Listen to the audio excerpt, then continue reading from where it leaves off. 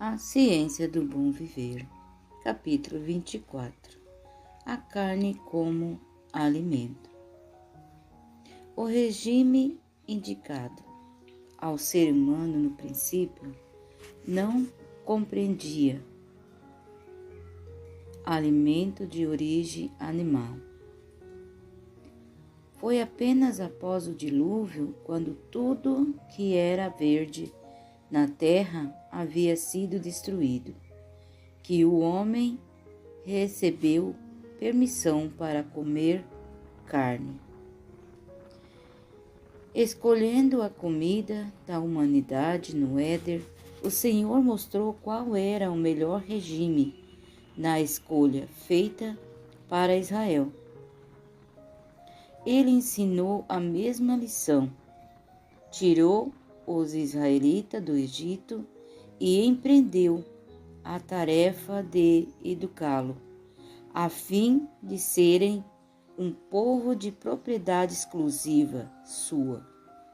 Desejava, por intermédio deles, abençoar e ensinar o mundo inteiro. Proveu-lhe os alimentos mais adaptados ao seu desígnio, não carne, mas o maná, o pão do céu. Jó 6,32. Foi unicamente devido ao seu descontentamento e murmuração em torno das panelas de carne do Egito que lhe foi concedido alimento carne, e isso apenas por pouco tempo. Seu uso trouxe doenças e morte a milhares. Apesar disso, um regime sem carne não foi nunca aceito de coração. Continuou a ser causa de descontentamento e murmuração, fraca ou secreta, e não ficou permanente. Quando se estabeleceram em Canaã, foi permitido aos israelitas o uso de alimento animal, mas com restrições cuidadosas que tendiam a diminuir o mal. O uso da carne de porco era proibido, bem como de outros animais e aves e peixes, cuja carne foi declarada imunda. Das carnes permitidas era estritamente proibido comer a gordura e o sangue. Só se podia usar como alimento animal em boas condições. Nenhum animal despedaçado que morrera naturalmente ou do qual o sangue não havia sido cuidadosamente tirado podia ser de alimento. Afastando-se do plano divinamente indicado para o seu regime, os israelitas sofreram grande prejuízo. Desejaram um regime cárneo e colheram os resultados. Não atingiram o ideal divino quanto ao seu caráter, nem cumpriram os desígnios de Deus. O Senhor concedeu-lhe o que pediram, mas enviou-lhe também uma doença terrível. Estimaram, Salmo 106, verso 15, estimaram o que é terreno, acima de que é espiritual. A sagrada preeminência que Deus tinha o propósito de lhe dar, não conseguiram eles obter. Razões para rejeitar o alimento carne. Os que se alimentam de carne estão, na verdade, comendo cereais e verduras de segunda mão, pois os animais recebem dessas coisas a nutrição que dá o crescimento. A vida que se acha no cereal e na verdura passa ao que os ingere. Nós recebemos comendo a carne do animal, mas quão melhor é obtê-la diretamente comendo aquilo que Deus proveu para o nosso uso. A carne nunca foi o melhor alimento. Seu uso agora é, todavia, duplamente questionável, visto que as doenças nos animais estão crescendo com tanta rapidez. Os que comem alimentos carne mal sabem o que estão ingerindo. Se pudessem ver os animais ainda vivos e saber que espécie de carne estão comendo, iriam repelir enojados. O povo come continuamente a carne cheia de micróbios, de tuberculose e câncer. Assim, os comunicadas essas outras doenças. Os tecidos do porco, virilhas de parasita, e fervem de parasita sobre ele. Deus disse: será impuro para vocês. Vocês não devem comer a carne, nem tocar no seu cadáver. Deuteronômio 14, verso 8. Essa ordem foi dada porque a carne do porco é imprópria para alimentação. Os porcos são limpadores públicos, e é esse o único emprego que lhe foi destinado. Nunca, sob nenhuma circunstância, sua carne devia ser ingerida por criaturas humanas. É impossível que a carne de qualquer criatura viva seja saudável, quando a imundícia é o seu alimento natural, e quando se alimenta de tudo que é detestável.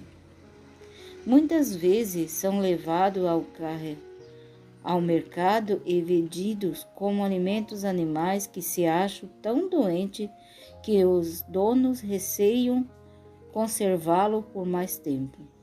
E alguns dos processos de engorda para venda produzem enfermidade exclusiva da luz e do ar puro, respirando a atmosfera de estábulos imundos, engordando talvez com alimentos deteriorados, e todos os organismos se acham contaminados com matéria imunda.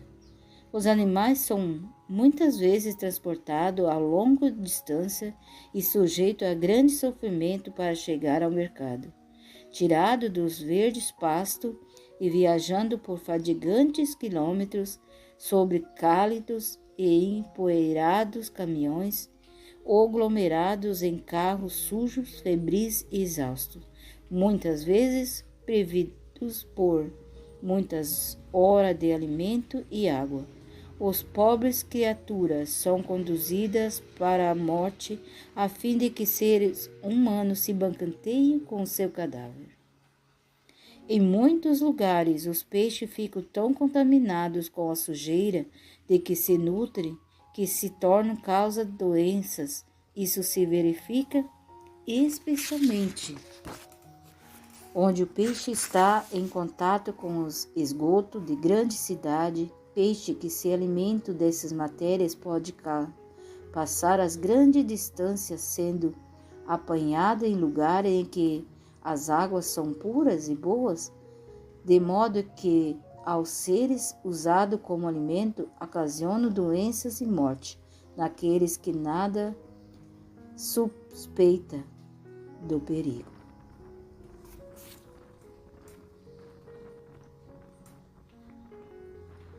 Os efeitos do regime carne podem não ser imediatamente experimentados. Isso, porém, não é nenhuma prova de que não seja nocivo.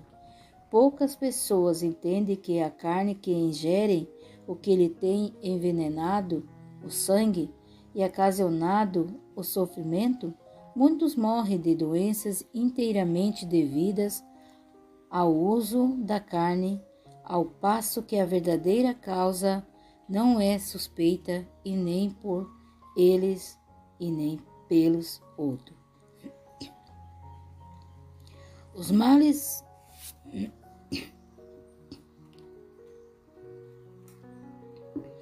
males morais do regime carne não são menos notórios do que os físicos. A comida à base de carne é prejudicial à saúde e seja o que for que afete o corpo, tem seu efeito correspondente na mente e na alma. Pensamos na crueldade que o regime carnívoro envolve para com os animais e seus efeitos sobre os que infligem e nos que a observam, como isso destrói a ternura com que devemos considerar as criaturas de Deus.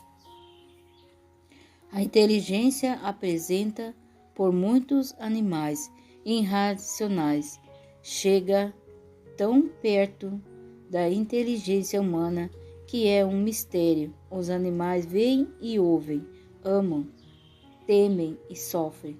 Eles fazem uso de seus órgãos muito mais fielmente do que muitos seres humanos dos seus manifestam empatia e ternura para com seus companheiros de sofrimento, e muitos animais mostram pelos que deles cuidam uma afeição muito superior à que é manifestada por alguns seres humanos. Criam para com o homem veículos que não se rompem, a não ser à custa de grande sofrimento de sua parte. Que pessoas dotadas de um coração humano, havendo já cuidado de animais domésticos, poderiam olhar nos olhos tão cheios de confiança e afeição e entregá-lo voluntariamente à faca do açougueiro? Como lhe poderia devorar a carne como uma deliciosa refeição? É um erro supor que a força muscular depende do uso de alimentos animal. As necessidades do organismo podem ser melhor supridas e mais vigorosa saúde se pode desfrutar deixando de usá-lo os cereais e frutas. Nozes, verduras, contêm todas as propriedades nutritivas necessárias a formar um bom sangue. E esses alimentos não são tão bem ou tão plenamente supridos pelo regime carne. Se o uso da carne fosse essencial à saúde e à força, o alimento animal teria sido incluído no regime do ser humano desde o princípio. Quando se deixa o uso da carne, há muitas vezes uma sensação de fraqueza, uma falta de vigor. Muitos alegam isso como prova de que a carne é essencial, mas é pelo fato de esse tipo de alimento ser estimulante e deixar o sangue febril e os nervos estimulados, que sua falta é assim sentida. Alguns acham tão difícil deixar de comer carne como é ao bêbado abandonar a bebida, mas se sentirão muito melhor com a mudança. Quando se abandona a carne, deve-se substituí-la com uma variedade de cereais, nozes, verduras e frutas, e os quais serão ao mesmo tempo nutritivo e apetitoso. Isto se necessita especialmente no caso de pessoas fracas ou sobrecarregadas com trabalhos contínuos. Em algum país em que é comum a pobreza, a carne é o alimento mais barato. Sob essa circunstância, a mudança se efetuará sobre maiores dificuldades. No entanto, pode ser realizar. Devemos, porém, considerar a situação do povo e o poder de um hábito de toda a vida, sendo cautelosos em não insistir e devidamente ao mesmo quanto às ideias justas. Ninguém deve ser solicitado a fazer abruptamente a mudança. O lugar da carne deve ser preenchido com alimento saudável e barato, e nesse aspecto dependendo-se muito da cozinheira. Com cuidado e habilidade se podem preparar pratos que sejam ao mesmo tempo nutritivos e saborosos, substituindo em grande parte o alimento carne. Em todos os casos, devemos educar a consciência, cativar a vontade e suprir alimentos bons e saudáveis. A uma mudança se efetuará rapidamente, desaparecendo em breve a necessidade de carne. Não é o tempo de todo dispensar a carne do alimento? Como podem aqueles que estão buscando tornar-se puros, refinados e santos a fim de poderes fruir a companhia de anjos celestiais, continuar a usar como alimento algo que exerça tão nocivo efeito na alma e no corpo? Como podem tirar a vida das criaturas de Deus a fim de consumir a carne como uma iguaria?